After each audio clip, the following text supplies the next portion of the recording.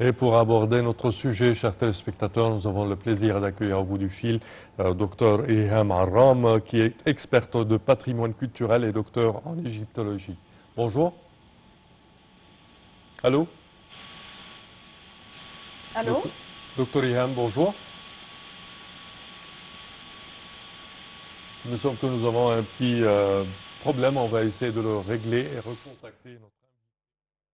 Néanmoins, chers téléspectateurs, au cours de cette visite du président français en Égypte, il a visité certainement le quartier de Khan el-Khalili, le quartier de Gamaleya et plein d'autres sites, Oui, dans c'était un une endroit. visite suivie par le monde entier, je Oui, dirais-je. oui, oui, avec certainement la marche dans le quartier de Khan el-Khalili. Il me semble que nous avons récupéré notre invité, Dr Ilham Arram, bonjour. Bonjour.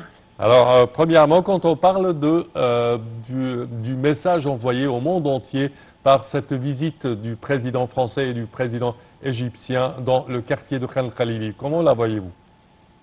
En fait, moi je vois que cette visite a envoyé un message très important. Tout d'abord, ça a envoyé un message politique de soutien à la stabilité, non pas de l'Égypte seulement, mais aussi du peuple égyptien, parce que la visite est passée entre le peuple même, dans le quartier le plus encombré de la ville du Caire. Oui, Alors, c'est vraiment un message de soutien à la stabilité et au patrimoine culturel aussi de l'Égypte. D'autres aussi, ça envoie un autre message de promouvoir le tourisme, de dire c'est un pays stable, c'est un peuple accueillant, c'est un peuple qui aime tout le monde et qu'il y a toujours de la paix dans le pays et on n'a pas besoin d'avoir peur, voilà, ça. en mettant en avant le patrimoine historique et artisanal égyptien. Également, quand on parle de cette visite de Khan Khalil, il y a le charme du vieux Caire islamique et certainement du quartier de Khan Khalili. Comment pouvez-vous nous présenter ce quartier? En fait, ce quartier présente lui-même. Et avec son aspect pittoresque et culturel et sa beauté, ses traditions vives. Ce quartier-là se caractérise par que le fait il a tous les aspects du patrimoine, Oui. le patrimoine tangible et intangible. On a les traditions vives qui sont toujours vives en Égypte et on a les métiers et qui sont toujours pratiqués en Égypte depuis les plus anciennes époques. On a les produits égyptiens fabriqués à la main, on a les artisanats égyptiens et dans le même quartier aussi, on a le peuple et on a le patrimoine même, les monuments même, les antiquités qui viennent des plus anciens époques de l'histoire. Oui, et il est jouxtant tout de suite la mosquée de Al-Hussein, si je ne me trompe pas, et avec plein de restaurants et c'est une zone commerciale néanmoins avec des joailliers, des bazars, plein de bazars, n'est-ce pas? Exactement, il y en a de tout. C'est le quartier en fait qui renferme, comme vous l'avez dit, à presque 50% de la commerce égyptienne. Alors ça, c'est un autre message. C'est pour dire, nous, on soutient, ou la France soutient, la stabilité du commerce, de la vie du peuple et de l'Égypte tout entier. Et comment vous voyez la chaleur et la joie des Égyptiens et des vendeurs durant cette visite? C'était la célébration de la nature du peuple égyptien. Le peuple égyptien était toujours un peuple accueillant, même pendant toutes les époques les plus dures de son histoire. Il accueille tout le monde, il est content, et surtout avec la France et les Français, parce que c'est un peuple qui apprécie beaucoup la valeur du patrimoine égyptien et qui aiment vraiment l'histoire de l'Égypte. On dit qu'ils sont les premiers qui ont inventé l'égyptomanie. Voilà, il étudie l'histoire de l'Égypte depuis l'enfance. Alors, les Égyptiens, ils apprécient l'Égypte et les Égyptiens les accueillent et ils sont contents avec leur visite grâce à ça aussi. Quand on regarde également les autres visites de chefs de gouvernement, de chefs d'État en Égypte, on se souvient du dîner qui a été fait au pied des pyramides pour recevoir la chancelière allemande Angela Merkel. Je pense que c'était également un événement touristique et historique. Néanmoins, cette fois-ci, le président invite le président Abdel Fattah al-Sisi invite le président français dans un quartier totalement égyptien, plein de gens, plein de passants, de randonneurs. Comment voyez-vous ce message? Moi, je le vois, comme je vous l'ai dit, que c'est un message caché de dire qu'on soutient ce pays avec tous ses aspects.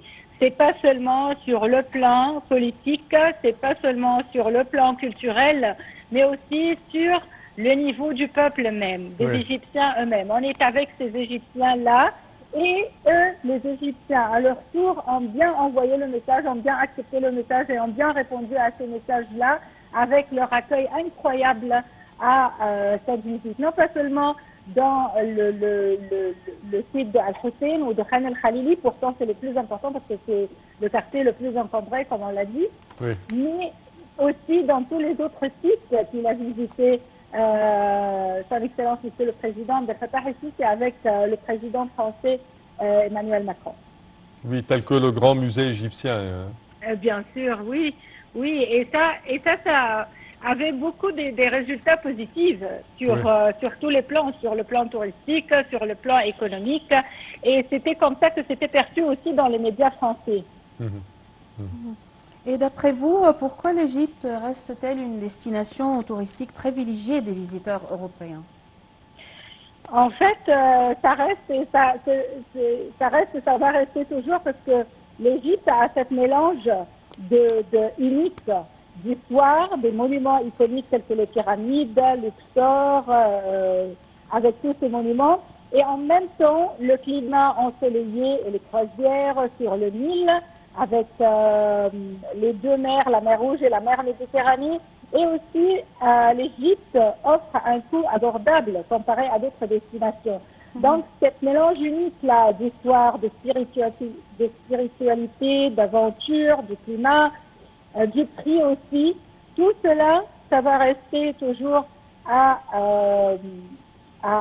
faire de l'Égypte une destination touristique privilégiée. Je vois cette visite comme une campagne de promotion touristique pour l'Égypte. Si on parle par exemple des expositions qui ont passé à peu près 2 années à présent, Ramsès et l'or des pharaons, qui est à présent à Tokyo, passant par plusieurs capitales internationales. Néanmoins, cette visite de 2 jours, 3 jours en Égypte du président français se considère comme une campagne de promotion, je dirais. 100%, c'est vrai. Et parce que aussi son résultat ou bien son influence se voit dans les médias européens et dans les médias français. Et sur le plan politique aussi, ça se voit tout de suite après la visite. C'était une campagne touristique, vraiment comme vous l'avez dit, que l'Égypte ou que le président même a mené pour l'Égypte, et c'était bien perçu. Docteur Riham Arram, merci pour vos éclaircissements. Je répète que vous êtes expert de patrimoine culturel et docteur égyptologue. Alors, on arrive à la fin de cet épisode. Oui, j'étais vraiment touché par cette visite du président français invité par le président égyptien. Khan Khalili, c'était vraiment une phrase quand même m'a interrompu. C'était le président Abdel Fattah al-Sisi qui disait au président français que je suis né dans ce quartier. Et dans ce quartier, dans le temps, il y avait les Grecs, les Italiens, les Juifs, les musulmans, les chrétiens, tous étaient en bonne humeur, vivant ensemble. C'était vraiment, je dirais, c'était l'esprit de l'Égypte. Oui, l'esprit de l'Égypte surtout perdurer. perdurer. Oui, voilà. Parfait, chers téléspectateurs, c'est ainsi que prend fin cette édition de Bonjour l'Égypte. Je tiens à vous remercier d'avoir été des nôtres. Je tiens également à remercier ma collègue Yara. Merci Sameh, merci mesdames et messieurs, merci à toute l'équipe de ce matin et à la prochaine.